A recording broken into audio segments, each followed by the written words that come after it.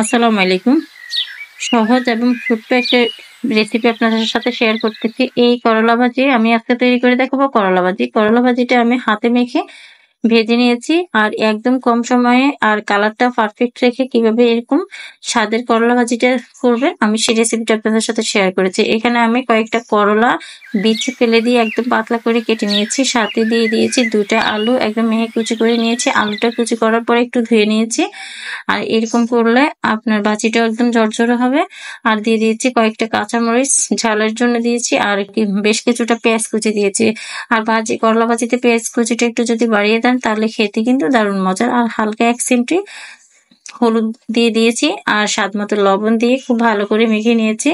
আর এখানে আমি অন্য কোনো রসুন বা অন্য কিছু ব্যবহার করতেছি না, একদম শুধুই পেঁয়াজ দিয়ে আমি ভাজিটা করে নিয়েছি। গুঁড়া মরিচ বা কোনো ধরনের মশলা ব্যবহার করি না। খুব ভালো করে এরকম মেখে নিব। মেখে ভালো করে মেখে তারপরে তেলটা দিয়ে দিব। তেলটা পরবর্তীতে দিব, দিয়ে তারপরে চুলাটা বসিয়ে আমি নেড়ে ছেড়ে অবশ্যই হাই হিটে করলাটা ভেজে নিতে হবে। যদি চুলাটা মিডিয়াম টু হাই এ রেখে ভেজে নেন তাহলে কালারটাও সুন্দর থাকবে, অল্প সময়ে তৈরি করে নিতে পারবে।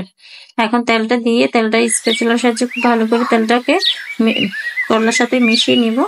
এই পর্যায়ে ভালো করে মিশানো হয়ে গেলে আমি কড়াইটা বসিয়ে দেবো।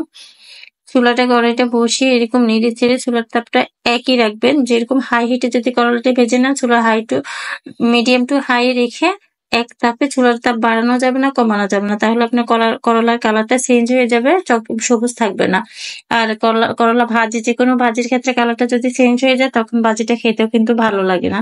এরকম নেড়ে ছেড়ে চুলার তাপটা বাড়িয়ে তারপরে উল্টে পাল্টে আমি ভেজে নিব। দেখেন আমার ভাজাটা প্রায় হয়ে গেছে। করলা কালারটা একদম সামনে থেকে দেখেন কত সুন্দর সবুজ রয়েছে। আলুটা কিন্তু একদম ভাজা ভাজা হয়ে গেছে। চেষ্টা করবেন আলুটা কাটার পর ধুয়ে দিতে, তাহলে আলুটা একটু ভেজে নিতে সুন্দর ভাজা ভাজা হয়ে যায় আর ভাজিটা একদম ঝরঝরে হয়েছে। এখন আমি একটা প্লেটে নিয়ে দেখাচ্ছি। আর ভাজিটা দেখতে কত নমনীয় লাগছে, খেতে কিন্তু দারুণ হয়েছে মাশাআল্লাহ। আশা করছি সবার কাছে রেসিপিটা ভালো লেগেছে। ভালো লাগলে চ্যানেলটিকে লাইক, কমেন্ট এবং শেয়ার করতে ভুলবেন না। পাশে থাকে বেল বাটনটি অন করে দেবেন।